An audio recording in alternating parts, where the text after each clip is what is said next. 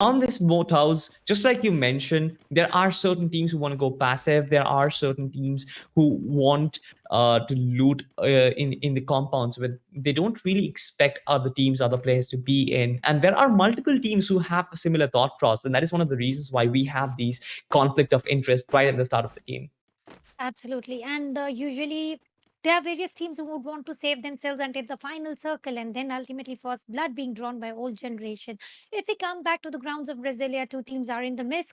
Well, if we see godlike, they are into the split, not what you would want into the grounds of Brasilia when you have to capture the compounds. And we can see Team Revolution have done their homework better of getting the split and win strategy, one player being quite too far away, and that man is Sniper Black Tiger. We have seen that man over time using K9s, as well as he's already mastered shotguns for the close battle, and he has already clutched 1v3 situation. So that is why he's all set. He's all ready with the cover fire vehicle being used here. Slam and attack will be the situation, but I'm afraid Reno will get this opportunity coming in very easily, and now team support will be needed at here very closely, and split of 50-50 mix is going to increase. We already see through the mini map that Team Extreme is also approaching nearby. Yeah, but it's going to be a really hot Brasilia at the moment because Team Godlike, they are certainly approaching Team Revolution. And looking at their split, it seems to be like I'm not sure if the fourth player that's going to be Zaidu will reach the team in time in case Team Godlike decides to go utterly aggressive against this side. Because look at this. Two compounds, and that is all about it. There is Zaidu, who is completely in a different location, but then Cosmic actually get Tista in the process. This opens things up for Team RV, honestly, and they are trying to go aggressive. Team Godlike, they need to save themselves right now. They suddenly were on the front foot, but right now they are on the back foot. I mean, courtesy to the brilliance of Cosmic over there. The grenades come in showering, but Team Godlike, they are more than prepared. It certainly is a 3v4 as it looks like. The double or rather the MP40 is on the hands of Cosmic again. He's gonna get Renu in the process, and Zaidu confirms Titan. Another player falls. Tista might be the victim of Cosmic again. Unknown comes in, gets Tista in the process, and Team Godlike are being swept apart. There is no way they're losing this fight because they were in the front foot right now. I mean, Team RV, they just completely overturned the tables. Purgatory getting unpredictable as always, and right now the first team is already down within the first 5 minutes. So certainly the warm-up is definitely over. They are getting heated up, and look at the circle. Salty, not so usual one. I mean, we cannot say unusual as well. It has moat house, it has fields, Brasilia as well, and four teams within it. Four teams will make a move. Indeed, other teams from the southern island will also make a move, and let's see how this movement is going to be picked. But for now, Team Revolution is looking overly charged, very happy, Wait, and what? it is Maximus who's able to pick down Rule Breakers. They found a team who just took Booyah, and Maximus picks the I frag believe he out was of AFK. him.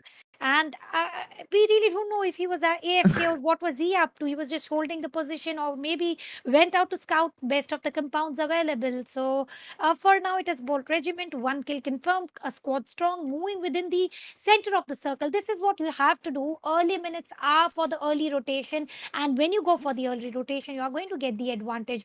A team who went beyond best performance, 24 points, this time with zero kills. They've lost two players already, and this is what we always talk about. You don't have to win occasionally, you have to win consistently.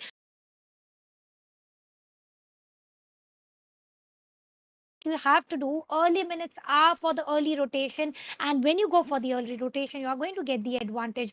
A team who went beyond best performance, 24 points, this time with zero kills. They've lost two players already, and this is what we always talk about. You don't have to win occasionally, you have to win consistently. Rule breakers are definitely going to have many more chances, but Purgatory here doesn't look good for right now. Yeah, I mean, wonderfully summed up that they have a lot of chances, especially due to their first game performance. But look at this, though. Team OG, they are closing in on Team RB this time around. They have one kills already, so they know their hands are warmed up, certainly. And Shanku and Fearless, the fact that Shanku is still alive gives me some sort of hope for Team RB, honestly. But the fact that all these four players are going to pounce upon Team RB in the process, the 4v2 fight doesn't look to be in their favor. But I guess Fearless and Shanku, they have an appropriate idea of the fact that Team OG is trying to close in the distance. And I don't like this, honestly, because Shanku is moving elsewhere. Fearless is still trying to hold the angle. Uh, eventually they're both gonna regroup, but will their rotation be successful? Because they're just falling back, right? And Team OG, they're not chasing them hot on their tails. They were certainly interested to get the 2 kills, but yep, Team RB has been completely shooed away from the compound, and they get complete side control. But this time around, Team CNQ Conquerors, Cosmic has been taken down in the process. And Max 7 slapping him, and will the kill be confirmed? Though that is going to be the question. Giant with the glue wall does buy himself some sort of time, but Black Tiger, yeah, he's going to be the main man to work with. But Saurav comes into his rescue, confirms the kill, or rather gives him a knock, and the kill has been confirmed. Suddenly, Team RV, they look weak at this point. Of course, with Team CNQ Conquerors are certainly conquering this fight. Zaidu falls back, UnknownX holding on to that precarious spot. It looks utter death. I mean, there is no way Team RV can fall back from this particular position, and Team Conquerors have all the time in the world to work with. They can single-handedly isolate these players and then take all the time in the world to take them out. But will they be able to do that? That is going to be the question, because they need to be very, very precise in taking UnknownX first and then converge upon Zaidu. For now, Conquerors have conquered one of the very scariest compound. Well, they do have the advantage of height, they have got the advantage of cover, but when you try to conquer this compound quite too early on, you get third party. This has been a very, very reputation in various other tournaments as well. But taking up the risk, picking 2 frags, very good, very well, nicely executed as planned. Maybe a push coming in, but then holding on to this compound is giving me a little bit of shaky vibes. Let's see how far can they have control over here. Brasilia within the circle, and you very well know how the height play its role, and the 7 compound does have the advantage of height. They can view the grounds of Brasilia very easily with the exact 360, and realizing this is what I wanted to see from Team Conquerors, not trying to hold on to this compound, heaven compound, to be precise, because it engages this team for not too healthy risk that they would want to take. More the risk, more the rewards. We all know about it, but then taking unnecessary risk is not going to pay you any rewards.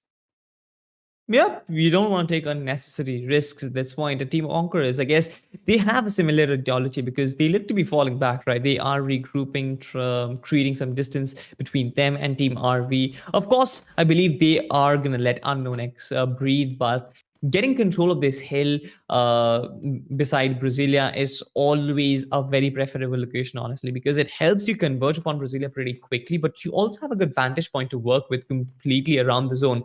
And Brasilia being so hotly contested, I guess UnknownX has been spotted out. The Giant will try and scope in on him, but I guess the fact that Team Conquerors, they get this high vantage point, they will preserve control over most of the rotation paths around Brasilia, which is a very good position to hold on to, honestly, but it kind of makes you vulnerable as well because of the fact that you don't get a lot of compounds or a lot of shelters to provide cover for yourself.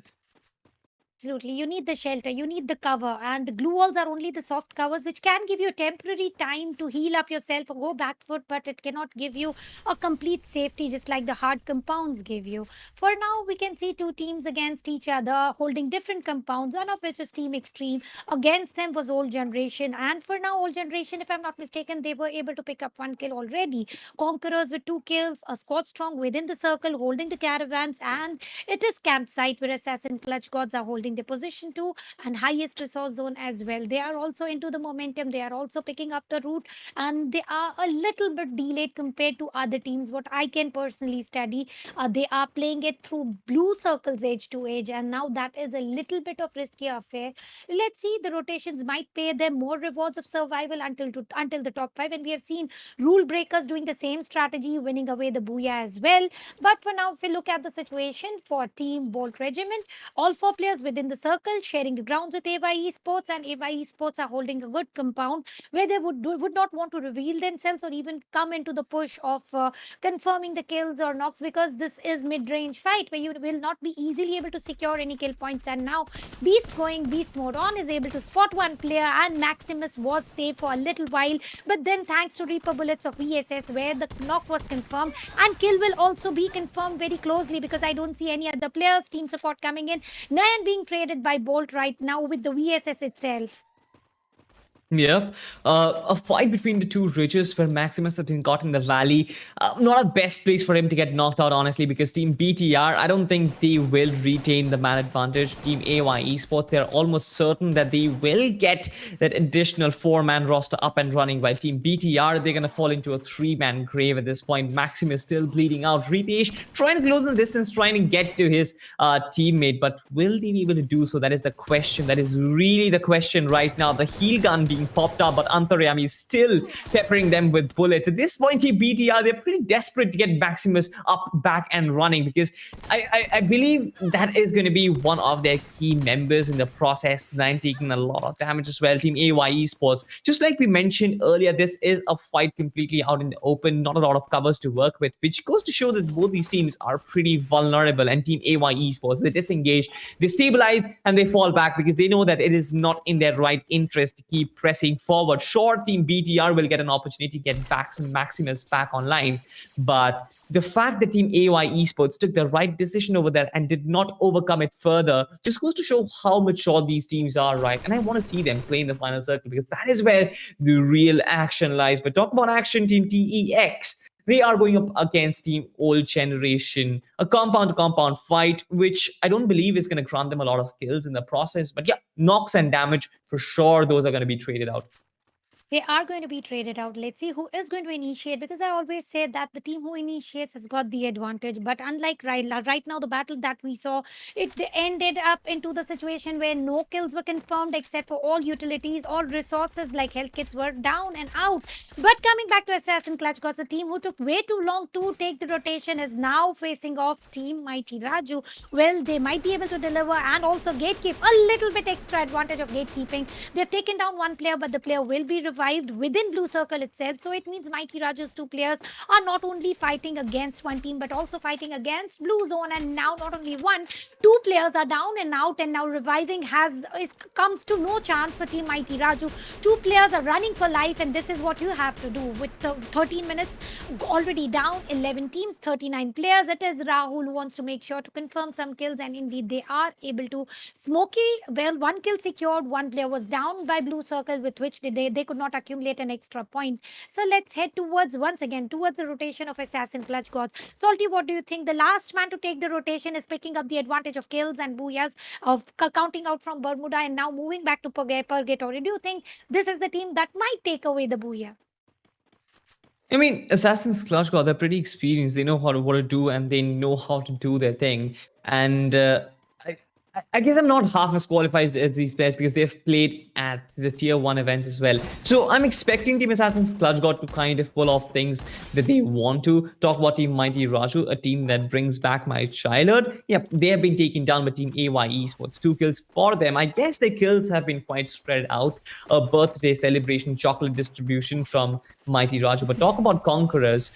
They are struggling at this point. Sure, they are certainly struggling, because Team Revolution, the 2 players from whom have been taken down pretty early on, the remaining 2 players, they are still pressuring the other teams at this point, right? You can see the chrono shields and the glue walls are out there, still trying to survive and at least get some kills in the process. I mean, Unknown X, they are pretty. I mean, he is in a pretty good position, and Conquerors, they are gonna struggle, especially against this two-way push, a two-way pinch that we can see, right? Unknown X from the front and Zaidu from the back. This can be pretty interesting. I mean, rule breakers, they have been eliminated elsewhere, but look at this. This is really panning out the way it should be, but from elsewhere, Akhil, I believe Akhil was the one who actually got Unknown X in Team Revolution have been taken down in the process. Assassin Clutch Gods are facing the wrath of the circle. 2 players are already down. Well, longer rotations are. This is the price that you have to pay for. But coming back to the team right now, Gen X Force, Mafia going ahead with the grenade attack, where they very well know where the players are. And Shiba is taken down as well. Kill confirmed, kill secured. Not by Mafia himself, because they still do have 0 kills. Assassin Clutch Gods are totally out of the server. Mafia with the sniper rifle trying to penetrate through the groove wall. No damage delivered at all, but the grenade is definitely going to deliver a lot of damage. And Suraj is able to take down 1 player for sure. And the kill from Playboy is also secure. Fardeen trying to secure 1 more point for himself, but this time around the grenade was not sufficient enough to take the player down. Yeah, the grenade was certainly not sufficient, but look at the circle though. Not a lot of teams are inside at this point. Team number 5 is outside. Team number 1 is Team GSXF are outside as well. Team number 7 is outside as well. Look at that. Team 2, they are outside as well. Most of these teams just want a piece of real estate at this point, but the land prices are so high, you won't be able to afford official housing at this point. You need to create slums for yourself, and Team AY Esports, they are trying to go in. Team GFX, they will take damage from the play zone. They'll get damage from Nyan. The sniper rifles are really singing the songs of death, but talk about death, I guess the grenade launcher is out as well. So all of these different factors come into this play, especially in this Purgatory map, because we've seen it be very, very wild. It is the complete Wild West. Team number 4, Team BTR in a good position. 4 players up against 1. That is all I can see right now. Team OG being pressurized from MBG as well. They have the MP249 to work with that can clear out a lot of enemies, a lot of real estate. But talk about KGF Teju, he is still trying to pressurize against a lot of different teams. They don't have any sort of circle advantage as of yet. It's completely out in the open, no compounds to work with, no cover whatsoever. The team that's going to rotate last is going to probably be the winner at this point, because most of the teams are going to get eradicated in this circle itself. Look at this. The team number 5, they are barely managing to survive, and Team MBG Titans, the team who came second in the first game, they're still holding on with 4 men strong. And I like this approach from them because they're not rotating early, right? They're not giving it the pressure from the circle. Instead, they are trying to wait it out. They're trying to play the patient game at this point. Old generation have been eliminated, but Akhil has already lost his life on his knees, and Maximus still trying to pressure down Niru as well as the other teams. Team BT are doing good to hold this position, but will Niru be able to break forward the defense? That is going to be the question. KGF Teju trying to make his way in. AY Esports have 1 player in the process as well. I guess Akhil and KGF Teju have spotted him out. Grenades are certainly coming in, but Vishesh is still holding on to that dear life. Just like I mentioned, 3 teams, 7 players, and BTR will be at a certain advantage at this point. They have clear lines of sight over Team MBG, and that is one of the reasons why they're still managing knocks at this point. Maximus with the MP40. We've talked about this player. He is the one who is supposed to be assaulting for this team, and I believe that with the MP40, it gives him that role. It gives him the free role advantage that he can use at this point and probably go ham against Team MBG. But Team BTR, they're holding steady. They're holding their position, which seems to be the good idea. AY Esports have been taken down in the process, and this is Team BTR's opening. But look at this. Bullet with 4 HP. He's been taken down as well. A 1v3, which Fire 7 needs to take out. But no, he wouldn't be able to do that. Bullet Regiment have been taken down. To MBG Titans are your champions, ladies and gentlemen. A good consistency seen here, Salty. First match